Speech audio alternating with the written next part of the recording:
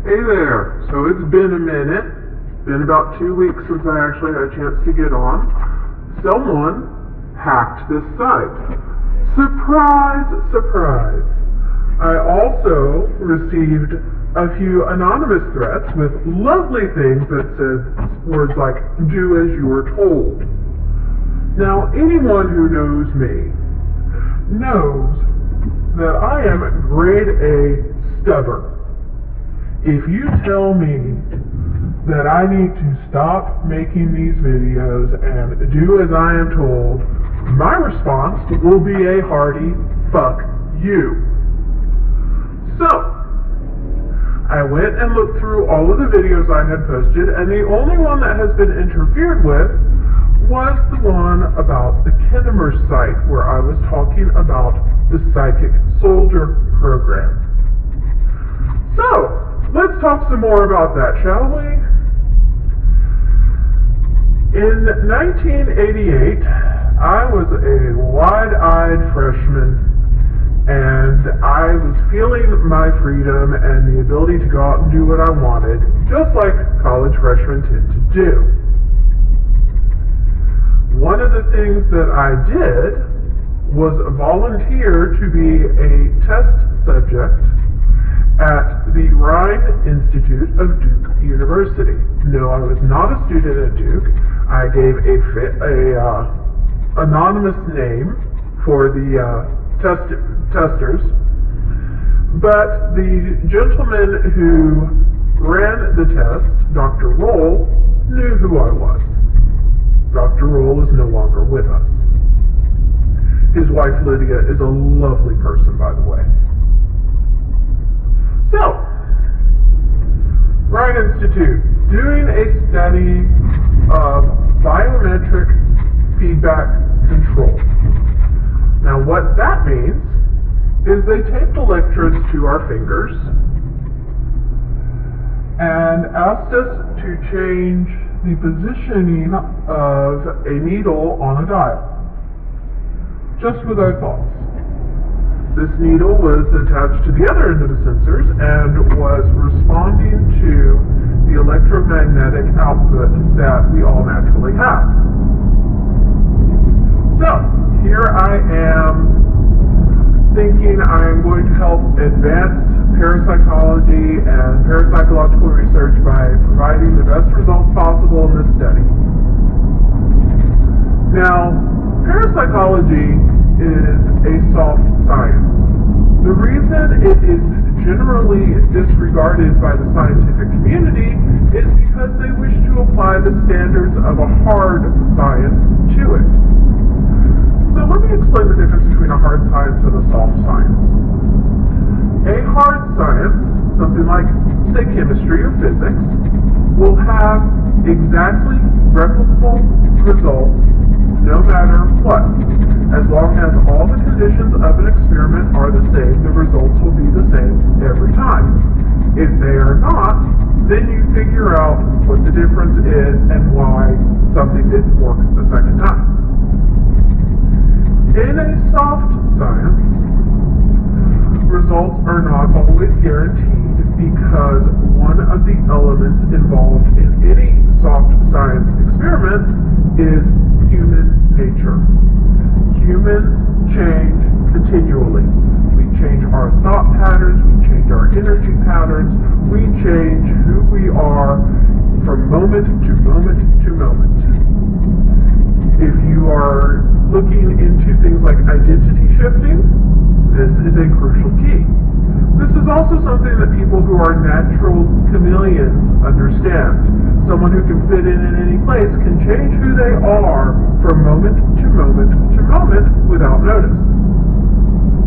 It is a very useful skill to have.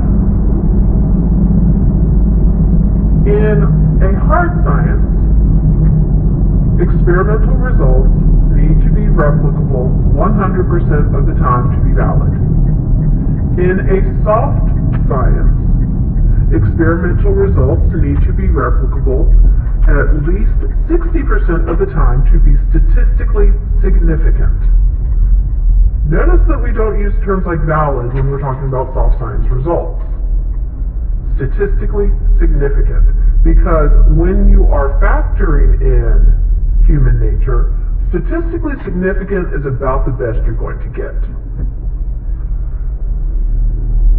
In the field of parapsychology, since it's being held to hard science standards of we need 100% replicability, but also subjected to the soft science human element of 60% is statistically significant, it tends to get ignored by the hard science community. And since the hard science community is so vocal in their downplay of parapsychology, the soft science community also rejects them. Yay, peer pressure. So, what does all of this have to do with me sitting in a lab with electrodes taped to my fingers?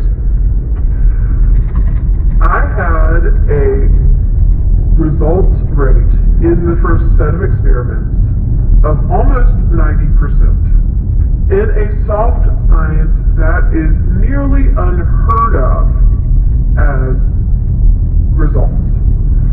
Humans just aren't that controlled most of the time. So, here I am doing biomagnetic feedback to make a little needle dance, and I am showing an amount of control that is far, far exceeding expectations. I went on and did a few other experiments with the lab, and those experiments were equally statistically significant. On average, when I am doing something with biofeedback control, my control rate is somewhere between 80 and 90%, generally on the high end of that range. That's just a natural gift I have, just like some people have naturally perfect pitch and can sing by ear. Which, trust me, I would much rather be able to sing well than be able to play with my electromagnetic field. It would get me in a lot less trouble, and probably a lot more money. So, here I am with this little knack for being able to do this. Again, keep in mind, at the time I was 17, I had lied and said I was 18 on the intake forms, just so, I could be there legally, kind of. And here I am with this little ability. So, about 2 weeks after the first set of experiments, I was approached at the university I was attending by gentlemen who work for the agency. Yes, that agency, and they really were not that shy about telling me exactly what it was they wanted. Any conversations in public places had a lot of doublespeak, but there were a few times where we sat down and got to brass tacks. What the agency was doing when they approached me was they were recruiting for what is known as the Witch Corps. The Psychic Soldier program is the military version of this, but yes, the agency does have a civilian corps of people who have various and sundry natural gifts that they are then trained to use to their fullest extent. What I was told the training involved was a great deal of standardized practices under tutelage in everything ranging from remote viewing and clairaudience, clairsentience, clairvoyance, up through and including control of biomagnetic feedback on the quantum level so that you could control the biomagnetic feedback of other people. One of the reasons that they wanted me involved in this is I was deemed to be a very approachable person. I was someone who could get within a reasonable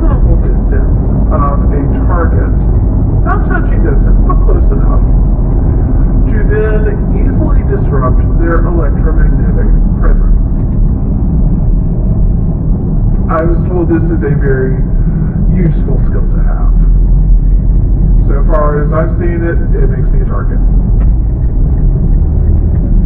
The gentlemen in the agency were very persuasive, and they offered me quite a bit of money, especially since, because of my father's connections, they knew I would already vet clean for top secret, SCI, top secret with full polygraph clearance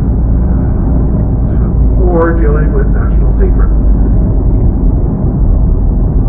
Yeah, that just ain't me. I don't deal well with keeping secrets, you may have noticed. Although I've been keeping these for a very long time. The gentleman from the agency also made it very, very clear to me when I was reluctant to accept their offer that while refusal was something that I had every right to do, it would also permanently put me on a list of people that they kept an eye on. So yes, the agency has a file on me of my own merits, not just on my parentage. Yay!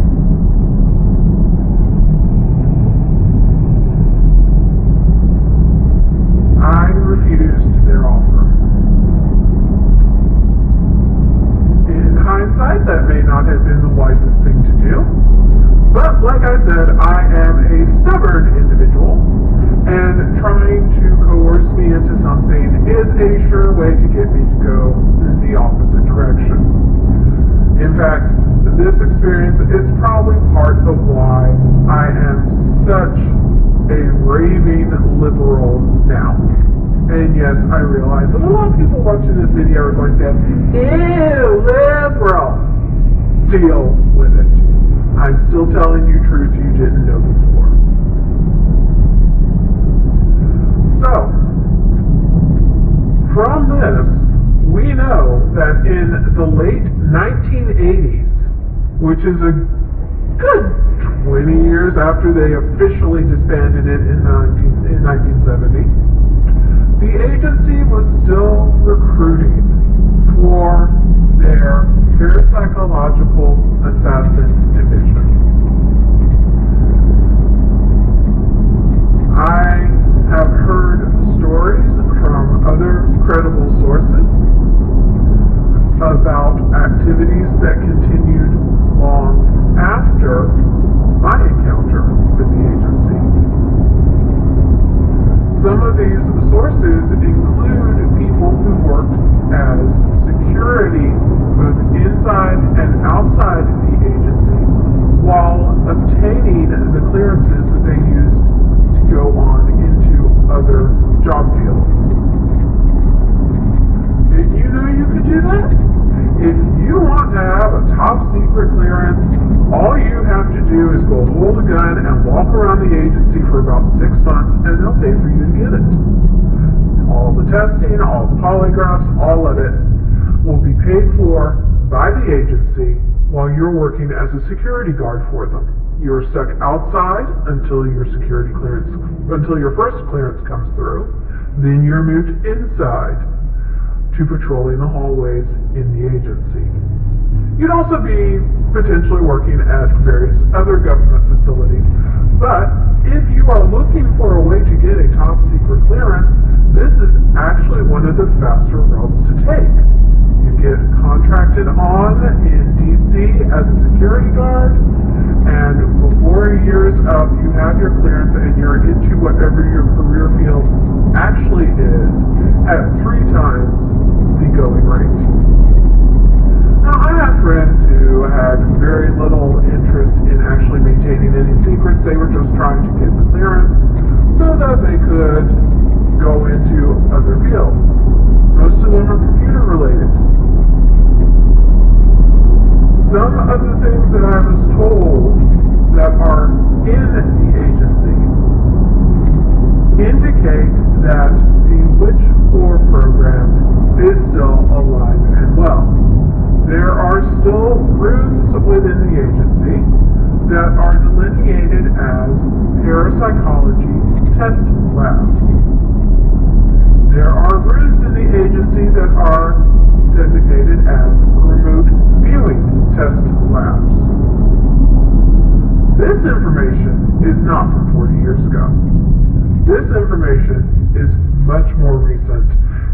in much more recent administrations.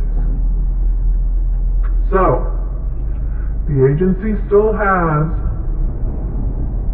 their core up and going. The agency still is recruiting people who have natural gifts in certain areas to become remote viewing assassins. This is not an exaggeration. There are people working within the agency who can find you, no matter where you are, use the quantum field to energetically reach out and stop the electrical flow of your heartbeat. It looks like a heart attack. It is untraceable. And there is no way on earth it can ever be proven. And the Russians thought they were being creative with their poisons. Oh no, the agency took it much further than that. So, since they didn't like me talking about the psychic soldiers, have the psychic civilians instead. And to the guys in the agency or whichever other governmental program is watching these videos, hi, I hope you enjoyed the information. Maybe you should learn a little bit about